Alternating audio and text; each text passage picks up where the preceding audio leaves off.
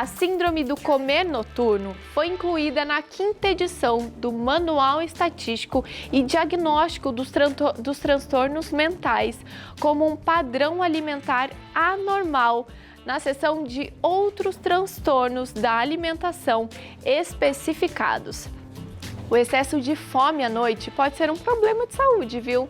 E para falar sobre esse assunto, eu recebo a nutróloga, a doutora Natália Danelli. Doutora, seja muito bem-vinda ao nosso Santa Receita. E olha, ela já está preparadinha aqui com a nossa bancada. Doutora, olá, tô vendo aqui que tem vários alimentos, não é não? Sim, daqui a pouquinho a gente vai conversar um pouquinho sobre cada um deles, se pode, se não pode. Em primeiro lugar, gostaria de agradecer, né, querida, a bem-vinda. oportunidade, tá bom? E conta pra gente uma coisa, pra começar, pra você explicar pro pessoal de casa, o que é essa síndrome noturna? Como é que a gente consegue identificar quando ela é uma síndrome ou quando é normal a gente dar aquela saltada na geladeira? Então foi muito legal você ter tocado nesse assunto, porque assim, existe uma grande diferença entre sentir fome à noite e ter a síndrome do comer noturno ou síndrome da fome noturna, tá? Então a síndrome é um transtorno alimentar, como você mesmo acabou de falar, né? Caracterizada como uma hiperfagia, ou seja, um excesso de apetite, aquela fome voraz que a pessoa não consegue controlar, tá? Em outras palavras, seria uma compulsão alimentar, só que mais especificamente na parte noturna, tá? Existem algumas formas da gente definir, né, da gente entender se o paciente realmente tem esse distúrbio ou não, tá? Então, principalmente, são pessoas que começam a ter muita fome após as 19 horas e que, às vezes, acordam durante a madrugada com uma fome que precisam comer, senão elas não conseguem voltar a dormir. Olha só! Tá? Então, isso é o transtorno alimentar que a gente conversou. Agora, aquela fominha que, às vezes, a pessoa sente ali, tá assistindo uma televisão, um videozinho, e aí acaba comendo, isso nem sempre é um transtorno, né? Às vezes é um hábito que a pessoa criou, de estar ali durante a madrugada acordada, e seu corpo está acordado, ele entende que ele precisa, às vezes, se alimentar. Então, a gente tem que saber diferenciar o que é um hábito do que é o transtorno. Perfeito. Então, quando é um pouquinho, é até normal, né? Você Exato. sentir aquela vontadinha de comer um doce, por exemplo, que eu sou do doce. E conta uma coisa pra gente. Existem alimentos que a gente pode comer à noite e alimentos que a gente não pode, para que isso não aconteça, não dê essa vontade de comer depois de um certo tempo? A hora que você já tá deitada, ficou com vontade de comer alguma coisa? Sim, na verdade, assim, o que a maioria das pessoas acaba fazendo é que durante o dia se priva de alguns alimentos, às vezes por conta da rotina do trabalho, às vezes por estar seguindo uma dieta muito restritiva, que não é aconselhável, e aí chega à noite, tá? Em frente à televisão, aquele momento de lazer, de descontração, e acaba exagerando na quantidade de comida. Então, a primeira dica que a gente dá realmente é que a pessoa não faça muitas restrições ao longo do dia, né? Não faça uma dieta muito restritiva. Existem alimentos que às vezes vão dar mais saciedade, principalmente no período do jantar, e vão impedir que a pessoa acabe comendo a mais durante a madrugada também. Que legal! E quais são eles? Então vamos lá, vamos começar aqui falando das saladas, tá?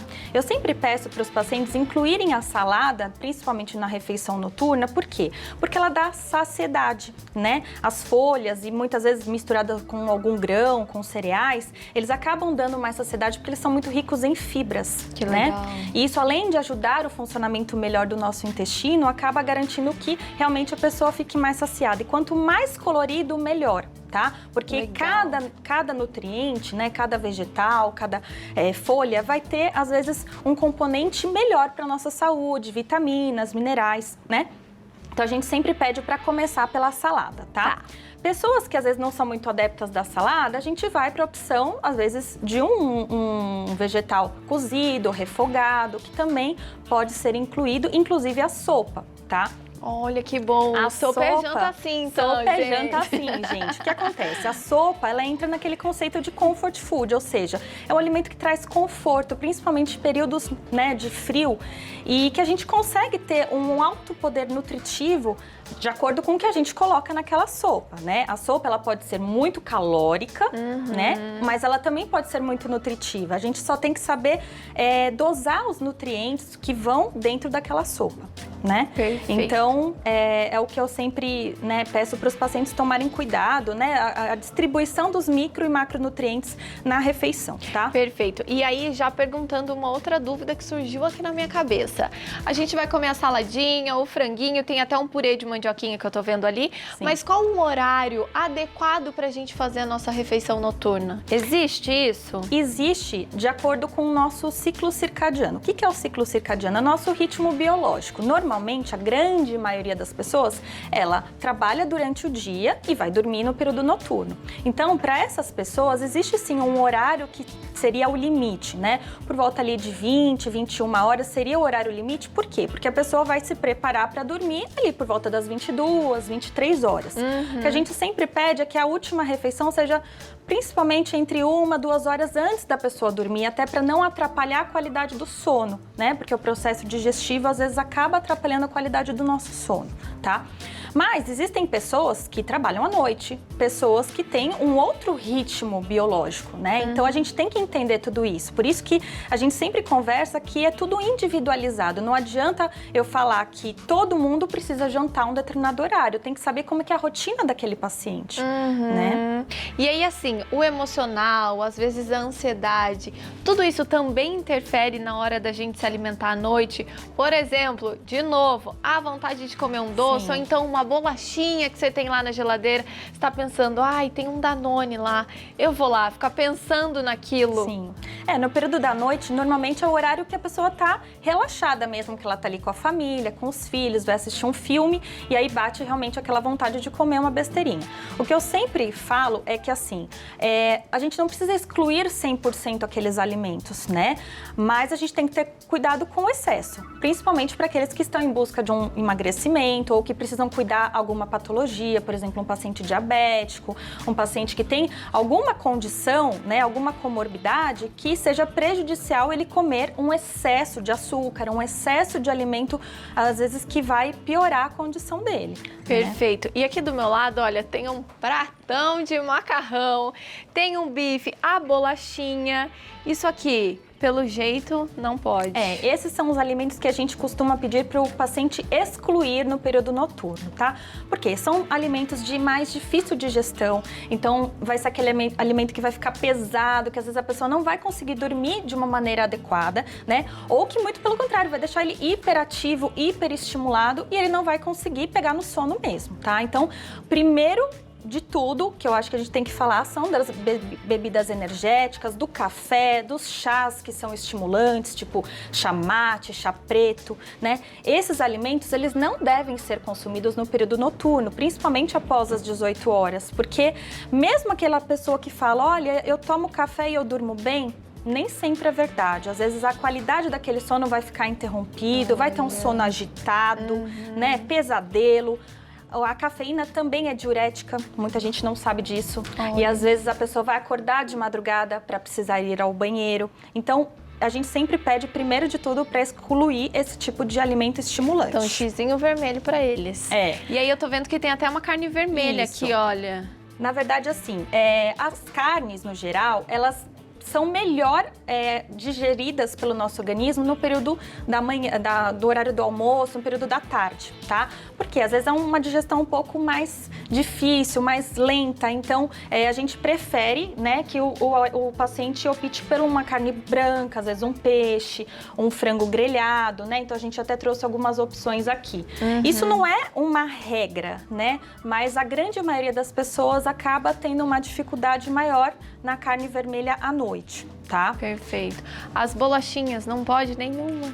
Eu sempre falo que o ideal é dar preferência por outros tipos de bolacha. Então, por exemplo, a bolacha água e sal, que a gente tem até ali do outro lado, né? Como até a a pessoa que está nos assistindo acabou comentando. Então, assim, são bolachinhas mais por conta do açúcar, tá? Porque a bolacha recheada, ela é repleta de açúcar, né? E aí, no período da noite, se a gente come uma grande quantidade de açúcar, o que vai acontecer? O nosso corpo vai ter que produzir uma alta quantidade de insulina, que é um hormônio que acaba regulando a taxa de açúcar do nosso sangue. Só que no período da noite, isso não é benéfico. Tá? Então a gente prefere evitar esse tipo de bolacha no período noturno. Tá, então olha, gente, tudo que tá aqui é muito bom, mas não para o período da noite. Exato. Muito bom, não. Ela vendo eu falar bolacha recheada, Letícia. E olha, também tem as frutas aqui nessa bancada do que pode, do que é bom pra gente comer à noite, né? Sim, então assim, aqui eu trouxe as frutas para falar principalmente daqueles pacientes que às vezes jantam muito cedo e não vão dormir tão cedo assim e acabam tendo uma certa fome antes de se alimentar. Então a gente às vezes inclui uma refeição no plano alimentar do paciente que se chama ceia, né?